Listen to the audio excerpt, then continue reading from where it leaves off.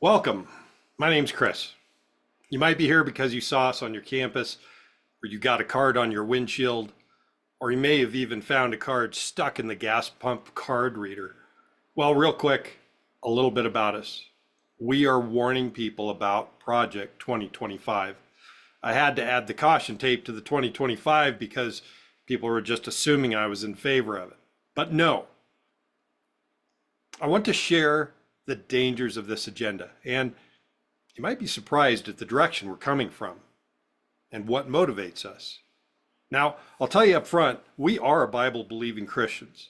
But wait, don't go anywhere, because I also want to tell you what we are not. We are not Christian nationalists. Did you even know that there were Christians in this country that were not Christian nationalists? Did you know many Christian nationalists do not even believe in the Bible or God? Imagine that, someone identifying themselves with Christian nationalism, but they are not even a Christian. That just goes to show you it's a political ideology. Yes, it's a very strange movement that's happening right now, and I want to be the one that tells you about it. So please, if you will give me about 15 minutes of your time, I'll give you a vastly different perspective than I think you were expecting. And if you like what I share in the next 15 minutes, I have a second part where I reveal the world leader who is behind all this. And guess what? You know who it is, but it's probably not who you think it is. So please hang with me, and I'm going to show you how even the Bible itself contradicts and condemns the actions of these Christian nationalists. Maybe you saw one of our signs like this, or maybe a friend told you about it, or maybe you were in a hurry to get to class and you didn't have a time to hear our full explanation of the pictures. Well, I'm going to break it down for you right here and now. First up, Project 2025. This is an agenda to unite church and state. Project 2025 is a book that's over 900 pages long and is intended as a playbook of conservative agendas for President Trump to follow. Now, as I stated, I'm a Bible believing Christian. And secondly, I believe in keeping the 10 Commandments, something many professed Christians won't even agree with. So why would a guy like me be warning you about Project 2025? Well, let's start here. In America, we have something called the Establishment Clause. This is a clause placed right in the beginning of the First Amendment of the Constitution. The First Amendment is what guarantees our freedom to go to college campuses to share this important information with people like you. We are literally using the First Amendment to tell you about the First Amendment. The clause states, Congress shall make no law respecting an establishment of religion or prohibiting the free exercise thereof. It says in plain English, there is to be no law respecting an establishment of religion.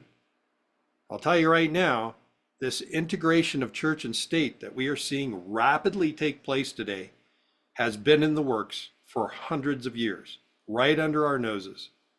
Now hang tight with me. This is information you're likely not going to get anywhere else. I'm guessing you know who this player is. It's Donald Trump, of course. I call him the Orange Pope. Did you know this image came from his own social media page? He posted this picture. And then he said this on the news. I'd like to be Pope. That would be my number one choice. What do you think he really meant by that? We'll come back to this in part 2. Have you heard about Texas and Senate Bill 10? That was the bill written to require by law the 10 Commandments to be posted in all public schools. Well, it passed and is now law. All Texas public schools are required by law to put up a poster with the 10 Commandments. Now, I've already told you I'm a Bible believing Christian, and I believe in keeping God's commandments. So you might ask me, Chris, why don't you want the 10 Commandments and to be required by law? Well, first and foremost, that is not what God charged governments with.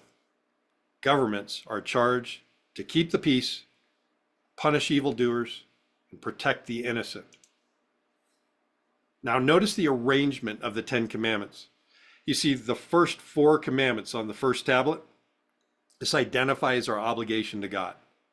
Commandments 5 through 10 on the second tablet, they identify our obligation to each other.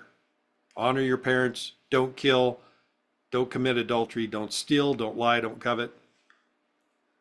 You see, governments are only allowed to make and enforce laws that regulate how mankind treats each other. Our obligation to God is not for government to meddle in. That is the number one reason I don't want the government intervening in religious matters. I have many more reasons, but the other reason I'll share with you is that I know if the government gets their hands into religious matters, they will not represent my position. And even if they did represent my position, it's not right to impose them on other people. You see, Jesus did not chase down people and compel them to obey him. He simply said over and over, "Follow me."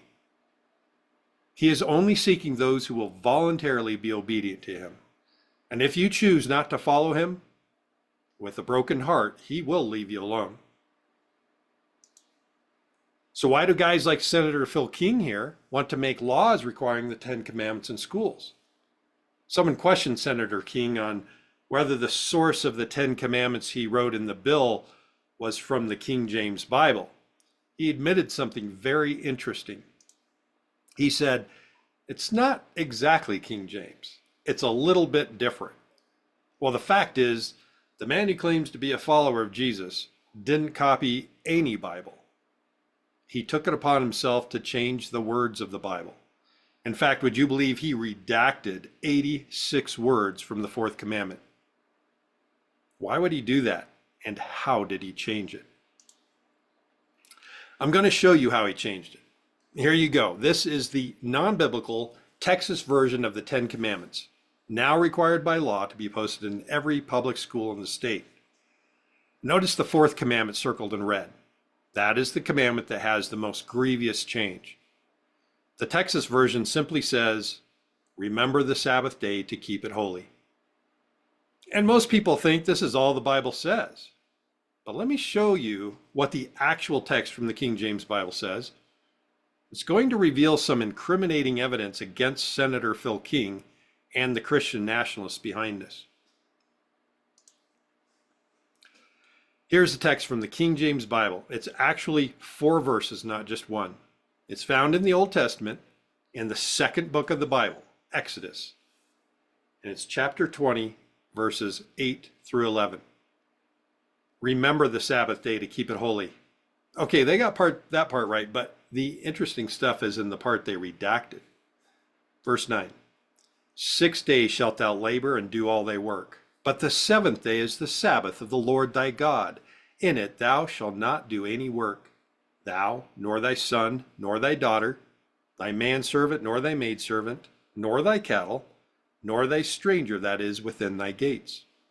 For in 6 days the Lord made heaven and earth, the sea, and all that in them is, and rested the seventh day. Wherefore the Lord blessed the Sabbath day and hallowed it. Did you notice the Texas version removes which day of the week God wants us to keep holy? Why are they doing this? God says in verse 10 that it is the seventh day, which is the Sabbath. And then the 11th verse, God says it's the seventh day that he blessed and hallowed. Why are the Christian nationalists hiding the day of God that God established as the Holy Sabbath? The day that God blessed and hallowed. And which day is the seventh day of the week anyway? Here's a calendar. Notice the first day of the week is Sunday, and the seventh day of the week is Saturday. The seventh day is the one God commanded as the Sabbath day, which we are to keep holy. And yet all Catholics and most Christians keep the first day of the week, Sunday. Curious, right? Why do they do this? The command to worship on Sunday is nowhere in the Bible. And nowhere in the Bible does it say the Holy Sabbath was changed from Saturday to Sunday. I'll tell you what it is. It's a tradition of men passed down for over 1,500 years. Did you know Jesus had strong words for people who tried to pass off their man-made traditions as God's commandments? Here, Jesus is talking to a group of men who are called Pharisees. The Pharisees were like the Christian nationalists of today. Like Christian nationalists, they wanted to exert force over the people, to compel the people to obey them instead of the actual commandments of God.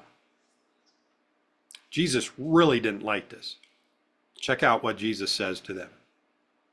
He answered and said unto them, Well hath Isaiah prophesied of you hypocrites. As it is written, the people honoreth me with their lips, but their heart is far from me. Howbeit in vain do they worship me, teaching for doctrines the commandments of men. For laying aside the commandment of God, ye hold the tradition of men, as the washing of pots and cups, and many other such things ye do. And he said unto them, Full well ye reject the commandment of God, that ye may keep your own tradition. Well, the Pharisees were like the Christian nationalists today. They are rejecting and hiding the commandments of God and promoting their own vain traditions. And like the Pharisees, they will use the law to try to make you do the same. So when we go back and compare the false fourth commandment of the Christian nationalists with the true fourth commandment God gave, we find they have erased 86 words. We know how Jesus feels about replacing his Father's commandments with traditions. Now let's read what God says about removing words from his commandments. Check this out. Deuteronomy 4:2. Ye shall not add unto the word which I command you, neither shall ye diminish aught from it, that ye may keep the commandments of the Lord your God, which I command you. Wow. God says you are not allowed to add to or remove words from his commandments. Thousands of years ago, God was giving us words that would be specifically directed to Senator Phil King and the Christian nationalists who are promoting a false 10 Commandments. So now let's answer the question as to why they erased those 86 words from the fourth commandment and what very important information they contained. We already talked about how those 86 words gave us the correct worship day, but there's more. To illustrate this point, I'll start with an example of a royal seal. Notice there are 3 elements in a royal seal that indicate the authority of a dignitary. The first is the name. A royal seal must have the name of the dignitary. In this example, it is Elizabeth II. The second element is the title. Here it shows that Elizabeth II is Queen.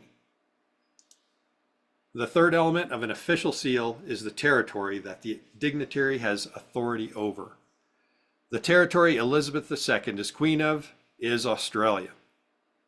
These are the 3 elements of an official seal: name, title, and territory. This would be the same with any president or king in the world today. It is a symbol of their authority. Now, why am I telling you this? Because what I'm about to show you next is that within those 86 words that they erased out of the fourth commandment is the authority of God to give those commandments. Check this out. If someone is going to change a commandment of God, a royal law given to us by the Creator, especially a commandment we are told to remember, like the Sabbath day, and that person knows God forbids such a thing, they're going to have to remove God's authority and rely on a different authority. Now, remember the 3 elements we are looking for that will identify the authority of God is his name, title, and territory. Going back to our actual fourth commandment, notice verse 11. It says, For in 6 days the Lord made heaven and earth, the sea, and all that in them is. The word Lord in all capitals is actually the proper name of God. In English, it is translated Jehovah. Next is the word made. This indicates Jehovah's title as maker or creator.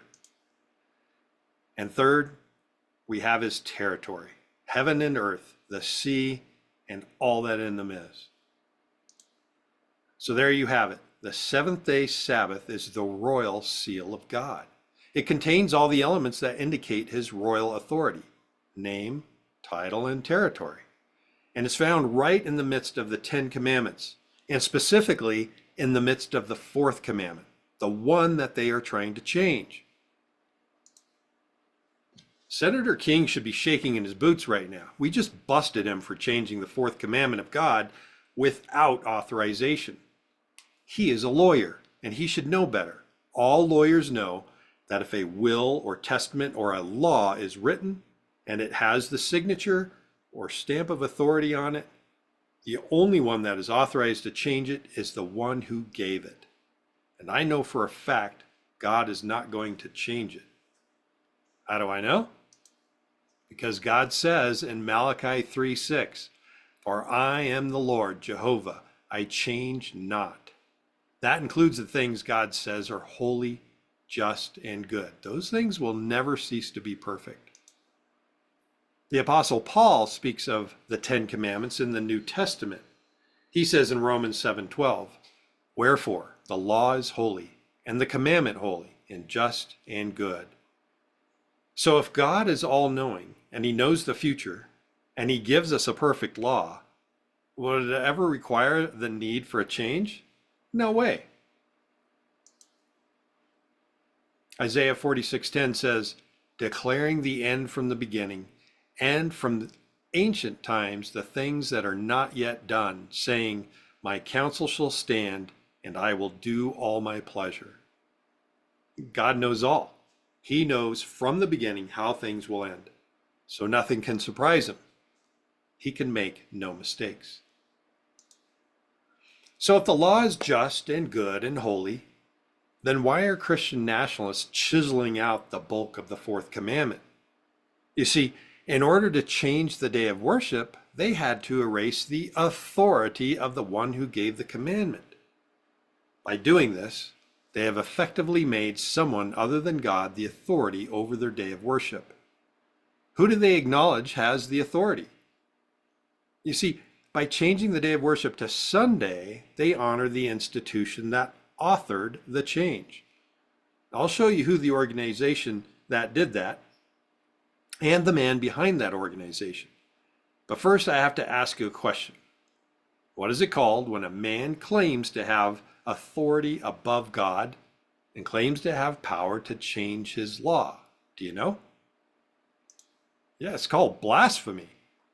That's when men who claim to be representatives of God are disobedient to him, they rebel against him, and they disregard God's law. This is from Webster's 1828 dictionary. Blasphemy, that which derogates from the prerogatives of God. But what does derogate mean? Derogate. You see, in ancient Rome, the term rogo was used in proposing new laws, and derogo was a term used to repeal some section of a law. Hence, the sense is to take from or annul a part.